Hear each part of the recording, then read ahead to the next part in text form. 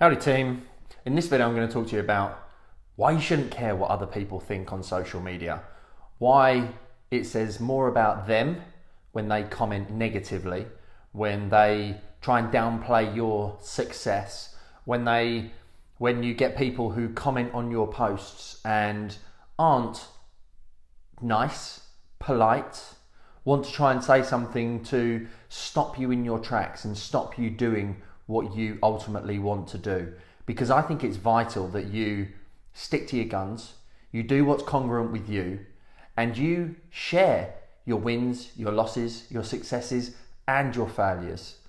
And I'm seeing all too often uneducated people having an opinion on what should or shouldn't be done on social media, on your business, on your marketing, and putting yourself out there, when quite frankly these types of trolls and haters aren't even bloody doing it themselves.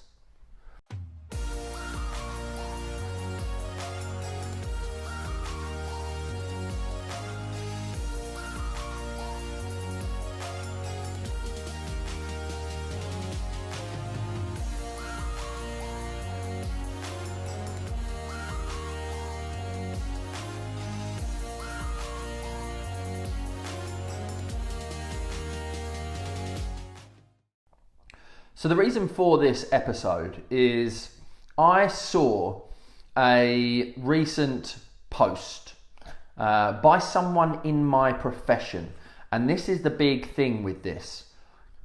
Why should you care, first of all, what someone else in your industry does or doesn't like about your social media, about your content marketing, about your efforts to put yourself out there?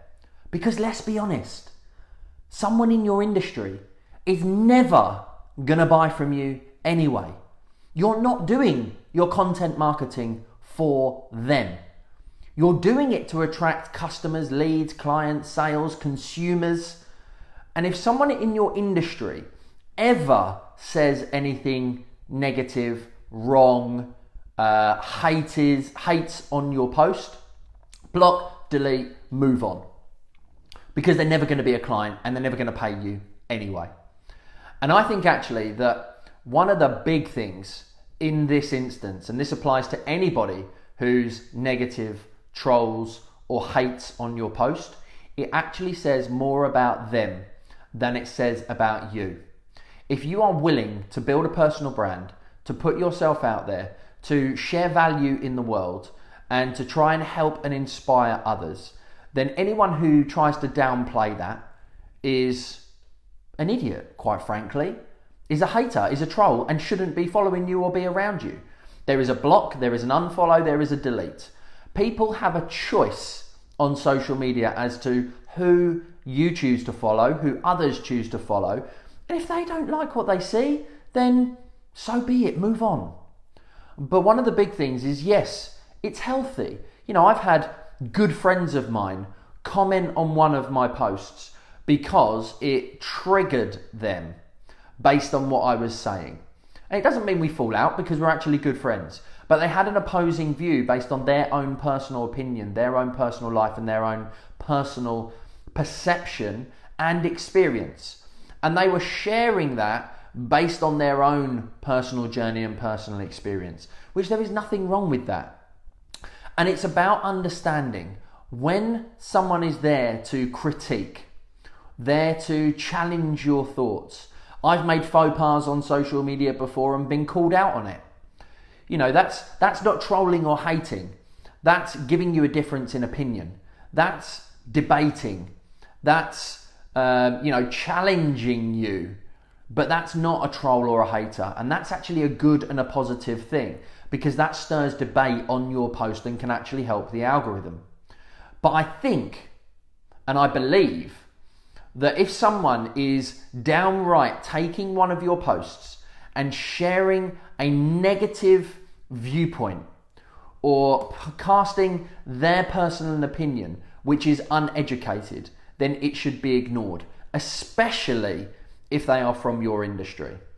Because I think it's vital that you continue to do your content marketing that you feel is congruent to you. Now, in the UK, there seems to be this perception. We seem to have, as a nation, or there seems to be a high percentage of the nation that doesn't like all too braggy, doesn't like, the kind of the show-offy type posts or anything at all. Now, I think you've got two options. You can do it in a way that's kind of show-offy and just be, hey, look at me, I bought a Lamborghini, woohoo! Or you can turn around and say, hey, I bought a Lamborghini and here's how I did it. And the reason why I say that is because it reminds me last year when I was at the car wash getting my car cleaned inside and out, as I like to do at least, once or twice a month. And a guy pulls in a Ferrari. Awesome. Relatively new. Blue as well, which I really appreciate because anyone who has a red Ferrari is just trying to stand out a bit too much. I really like the blue. I really like it being different. Anyway, that story for another day. And pulls in, gets his outdoors clean, then comes down the right-hand column because he wanted the inside done as well. So he and his son got out, son in a full football kit, and he came and sat 5 feet to my right-hand side on the other bench. And as he was walking over, I smiled, and then as he sat down, I said, hey, how's it going? Nice car. And that sparked a conversation. And during that conversation, one of the questions I asked, was, what do you do for a living? How did you manage to do it? How long did it take you to do it? What was one of your biggest lessons in building that? Do you ever regret buying the car? Do you see it as a waste of money? And I don't own a Ferrari. I don't have the income to be able to afford a Ferrari. But I took a lot away from that 5-10 minute conversation, sitting in a car wash, having an abundance mindset of, hey, you're clearly doing something right. You're clearly successful in some way, shape or form. And if you're not, and you just got it all on finance and you're not doing particularly well, then I'll find out because I'll have a conversation with you. And this is often what you find is someone who sat there, didn't want to talk to them because they were a little bit scared and, worried what they're going to say and worried about themselves. It says more about you as a person if you're not willing to have that conversation, but also the person who's trolling on your post. It says more about them. And I walked away from that conversation with more value than just saying nice car. And there is something that you can learn from absolutely everybody. And one of the perceptions is that you shouldn't share your wins or your losses, your failures, especially your successes. And I completely disagree with this. I think it's right that, providing you can share how much money you earn, I don't think that's a bad thing, as long as you do it in a way that's beneficial to others. If you just turn around and said, hey, I did X million pounds this year, I turn around and I say to people, I've generated 1.1 million from leads on social media since 2016. But I help and inspire and educate people how to do the same. I do videos about content marketing like I'm doing now. I'm trying to help and inspire other people to not pay lead providers, as I built a business that I hated as a result of paying lead providers for poor quality leads.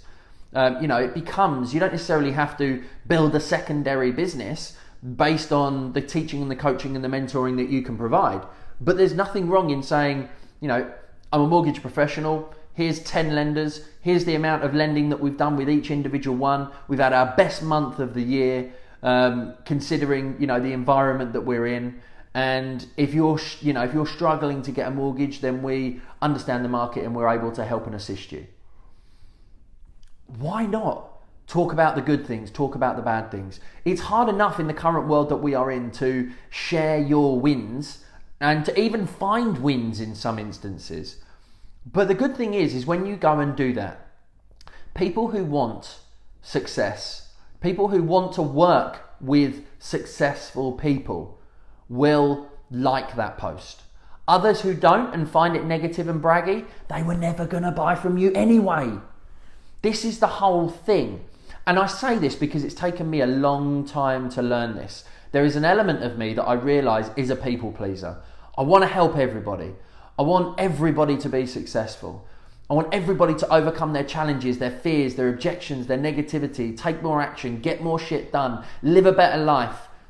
But you can't help everybody because not everybody wants help. In the same way that when you do social media posts, when you put yourself out there, In the same way I talk about niching your business. You can't appeal to all people because otherwise you appeal to nobody. It's much better to accept who you are, what you stand for, what you stand against. And this links into a recent video that I did around personal development being the number one key to business success. The more you understand yourself, the more you can share your honesty and your truth in your content marketing, in your social media efforts, the more results you will naturally get. And there's methods and ways in which you can, put yourself out there. You could do 1 in every 4 posts is about you, 2 in every 4 is, the second in every 4 is about your business, the third is a customer story, the fourth is a testimonial or a call to action, buy my stuff, blah, blah, blah, blah, blah. There's loads of different ways you can structure this in order to put yourself out there. But the main thing is you've got to feel congruent. You've got to do things that you feel are right on social media and right for the type of person that you want to deal with. I want to deal with successful people. I want to deal with people who want success. So if my aggressive nature, if my passion, if my desire, if my hunger to help you succeed is not for you, and maybe you're a bit timid, maybe you need more love and care and attention, I'm a bit military in the way in which I am. I can't change that. It's how I get people results. So if you need someone who's a bit more lovey-dovey, arm around you, then maybe I'm not the best person for you. And I'm okay with that.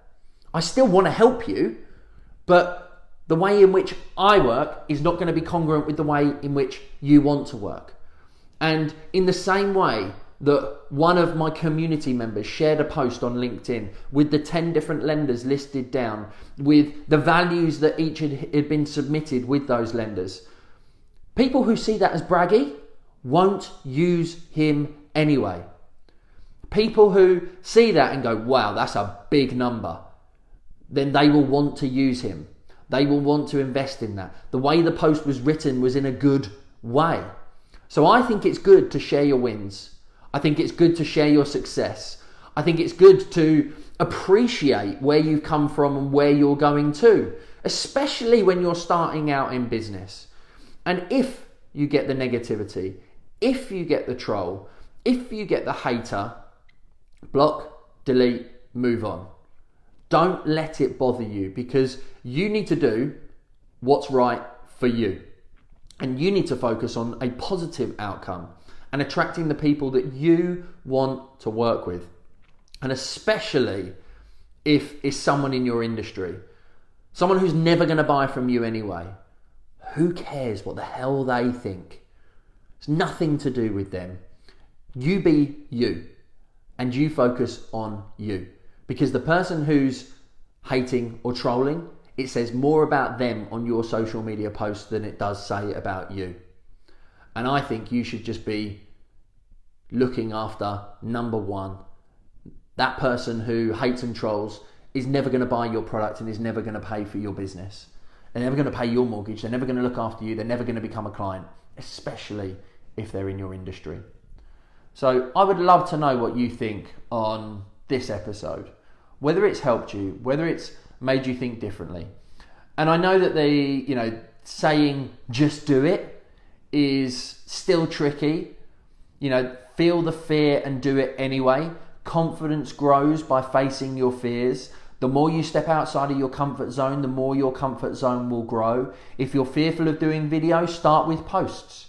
I talk about my journey in 2016. I started using social media in January. It took me till June to block up the confidence to do video. But once I'd done video, it only took me 3 months in October to go live for the first time. So the more confidence you get, you have to step outside your comfort zone. I didn't step outside my comfort zone for 10 years and I built the business that I hated. I did things the wrong way. I made a lot of mistakes. I had a lot of failings. I wasted a lot of money. And I just try and share with you things that I've learned in order to keep you moving forward.